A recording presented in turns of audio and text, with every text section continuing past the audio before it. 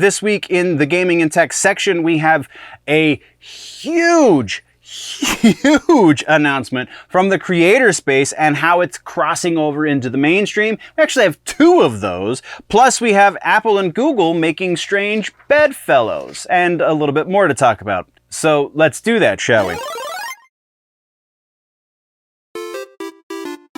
Welcome, nerds, to this week's edition of the Gaming and Tech News, generally speaking. Now, I'm no Linus or Spawnwave or Gamers Nexus or insert channel that is dedicated to the tech and gaming news here. That's not what you're getting here. This is just enough to keep you informed, generally speaking. We do this just about every week as part of a larger news show called The Week in Nerddom over on the main channel. You can find that linked down in the description or at the end of this video. Now let's talk about some gaming and tech and maybe even some like photo, video kind of news as well. All right, so starting things off, we're going to start up with some follow-ups and corrections. No corrections, just follow-ups. And that starts us with Metal Gear Solid Master Collection Volume 1. Konami is going to be releasing some patches soon. They don't have specific dates for us just yet, but soon for the Master Collection Volume 1. It's going to be graphical updates and correcting some of the more minor things that has had the fan base up in arms. Again, they don't specifically have dates, but as they are announced, we will be talking about them in this section specifically. So from there, we have Overwatch 2 is the next follow-up that we're talking about. Overwatch 2, controversy as well, specifically with the release of Heroes. It's been up to this point, you've had to grind, or pay amount of money that is uncomfortable for most gamers in order to get new heroes. You get the base ones for free, but you have to really work or pay money to get the new heroes. Well, as of Season 10, that will no longer be the case. As of the launch of Season 10, which does not have a launch date just yet, but as of that launch, all of the heroes going forward and up to now will be available for free. They're going to change their free-to-play model so that they make more money on the skins and things. So presumably if you've already paid for these heroes, sucks to suck, but anyone who hasn't paid money for the heroes, good on ya. As that release date gets announced, we'll be following up there, but that's what we got for follow-ups and corrections. Let's talk about trailers, and this actually gets us into one of our first big pieces of news. We got a trailer for a game called Animal Well. It is a new Metroidvania style game that is going to be released on Steam, PlayStation 5. I didn't see if it was going to be released on the Xbox, but I'm pretty sure I did see that it was going to be on the Switch. I didn't put in the notes though because I take amazing notes. But the release date for this is May 9th. Now, why is a run-of-the-mill, or presumably quality, it looks like it's going to be a lot of fun based on the trailer, which again you can find linked in the description. Why is a Metroidvania game one of our big stories? Because of the publisher. So the publisher is a company called Big Mode Studios, production company that was started by none other than Video Game Donkey. For those that don't know, Donkey is a creator here in the YouTube creator space. I'm sure he's got a Rumble page and so on and so forth, but started his career on YouTube, started playing video games on YouTube. So the fact that he is now crossing over into proper release of media that mainstream folk are going to be playing and not just people who are perpetually online, I think that's pretty freaking significant. We have a much more significant piece in just a minute, but this one kind of sets the tone. I hope nothing but the best for these guys. I'm very intrigued by the game. If I have to get it on the Switch, I have to get it on the Switch, but I'd rather get it on my Xbox. If that doesn't happen, it is what it is. A game, again, releasing May 9th. Go check out the trailer. That is the only trailer we have to talk about in gaming, so let's talk now about some regular-ass news. Starting things off, one of the biggest things up until the next piece between last week and this week was the signing into Bill, the signing through Congress, I think it was, or the House, one of the two, for the TikTok ban.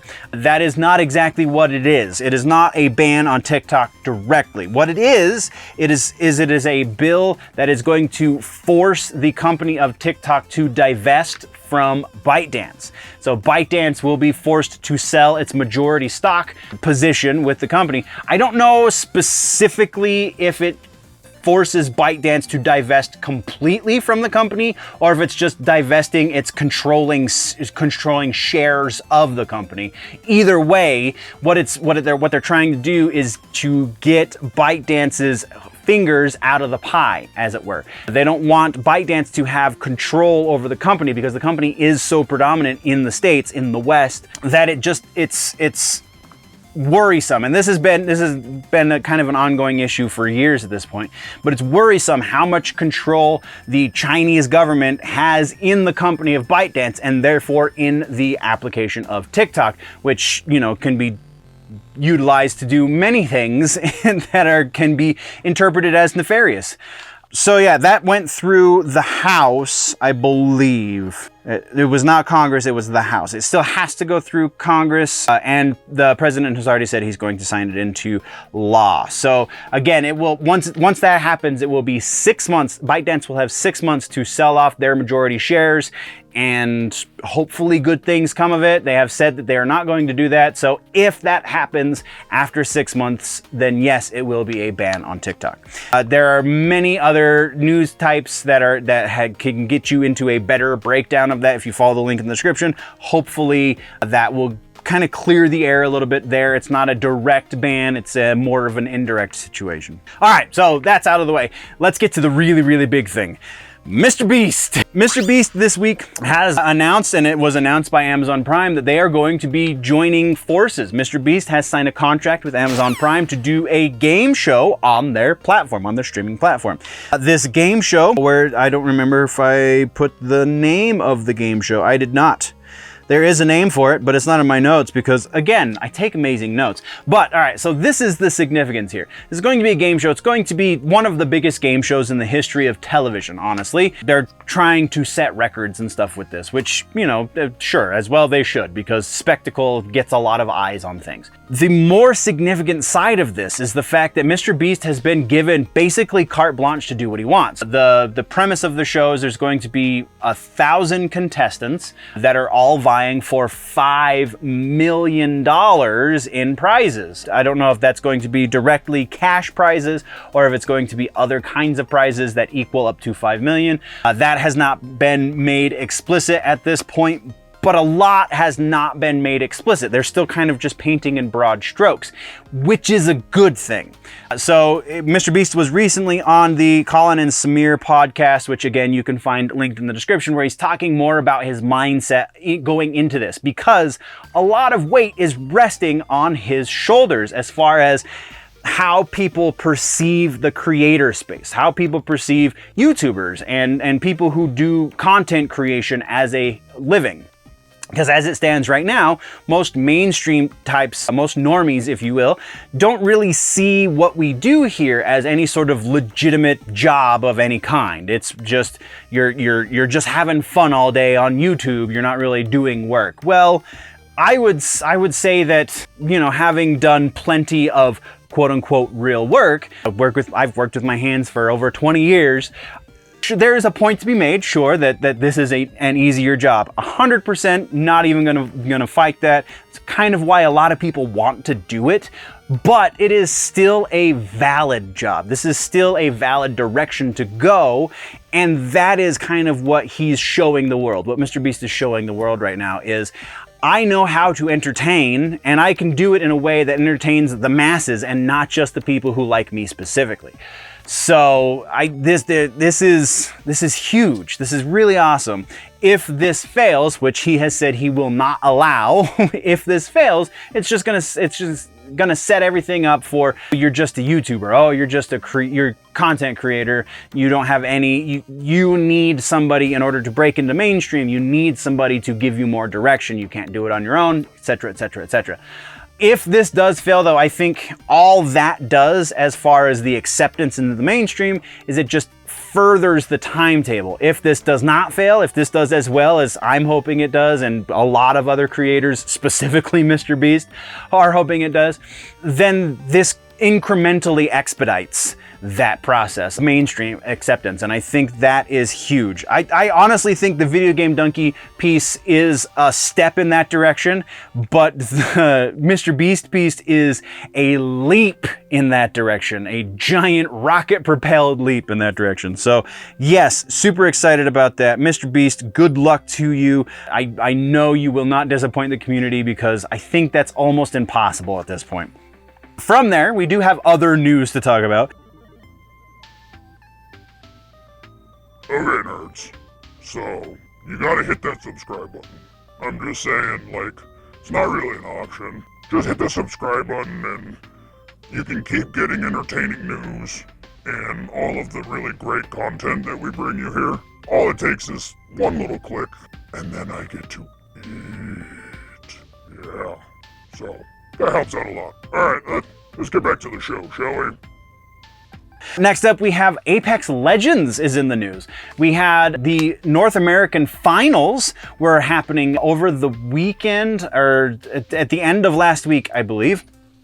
And they have had to be postponed. The reason for the postponement is because of hacking. Yay.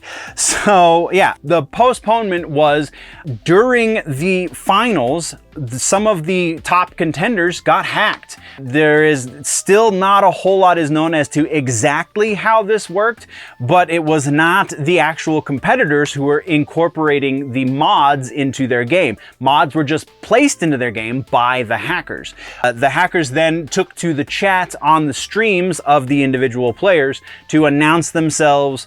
It was kind of pandemonium. The official Apex Legends account on X had to make it known that it was going to be postponed until they could get to the bottom of the issues. The issues, though, it seems, are related to the easy anti-cheats that are installed in a lot of software that you get through Steam. So it's supposed to help curtail cheating at a kernel level, which is like the base level of your operating system. So at the kernel level, this is supposed to curtail cheating. It's supposed to stop people from cheating. And that, if you can hack that, if you can get around that, then that basically gives you crazy amounts of control of anybody who is on the software that you're using. So there are a number of other games that use easy anti-cheat. The recommendation as it stands right now from the tech community is, if you do not know, then stay away from your Steam games by and large. Specifically, I'll see if I can link to a specific list of everyone who uses easy anti-cheat, but specifically stay away from games that use easy anti-cheat. And then this kind of evolved a little bit, because the creators of the easy anti-cheat came out and said, this is not anything that we have been able to figure was directly as a result of our software. This is something else. And the something else, they're basically passing the buck down the line, and it's going to come back around to Apex Legends, and it's just going to keep cycling that way. So until we have a lot more information, just kind of stay away from your games, because that's going to be just the safest thing to do right now. As far as I know, there have been no issues on the console side of Apex Legends, so just stick to your console copy, because it's free to play, so whatever.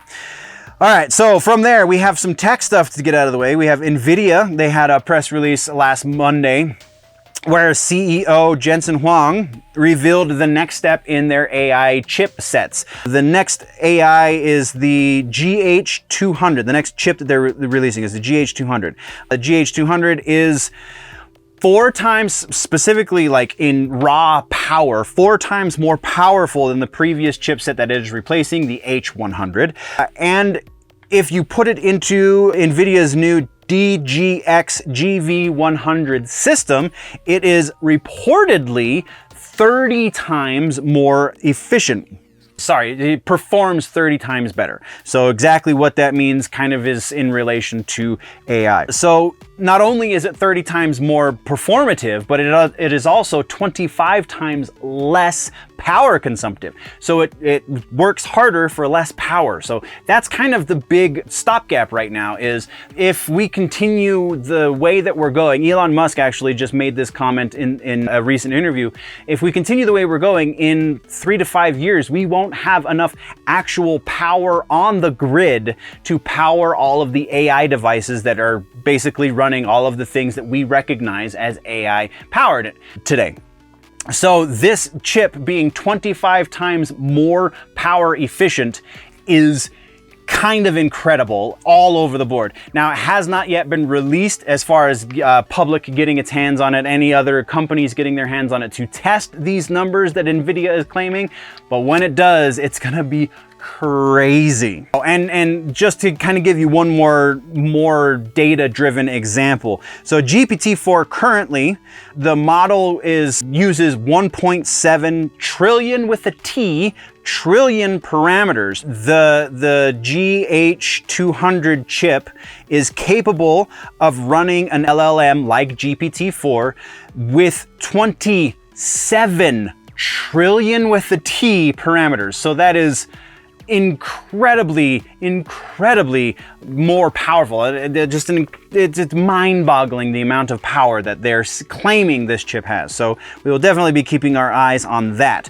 Speaking of AI, we're moving over to our next piece, which is Apple versus Google. Apple and Google are getting into bed together, it would seem, or at least Apple is courting Google for such things. They want Google's AI, Gemini, to power the next iteration of the iOS. iOS 18 Apple is looking for somebody to do presumably because they're having issues with their own in-house AI, but that, I mean, kind of still remains to be seen. It is reported that they did approach OpenAI for something similar, couldn't come to an agreement, and now they're approaching Google, which just kind of so happens to be very, very key timing because of the recent issues with Gemini and image generation and whatnot. But yeah, so officially, the announcement is said to be coming in June at the WWDC event. As we get closer, we'll be keeping tabs. From there, we have one last piece of tech news, and that is Snapdragon. Qualcomm has announced that they're going to be powering phones and such with a less powerful Snapdragon processor. It's going to be the 8S Gen 3. It's a more affordable version of their current flagship 8 Gen 3 chip. It is going to be less powerful than the 8 Gen 3, but it is going to be an update on the previous less powerful version. And now it's just, naming conventions with tech right now are just kind of going a little nuts. The Linus Tech Tips folks have gone into great detail as to just how ridiculous naming conventions are, specifically Intel and now Snapdragon, Qualcomm rather specifically. So yes, what this means is basically we're going to be seeing more powerful phones than previous generations on the budget side of things that aren't going to be as feature rich as the flagship phones, but that's kind of the way it goes. So really, this is a non-news point, and we're going to move on. From that, we have suggestions in gaming and tech. Our suggestion this week, Mortal Kombat 1, man. I am still having an incredible amount of fun with this.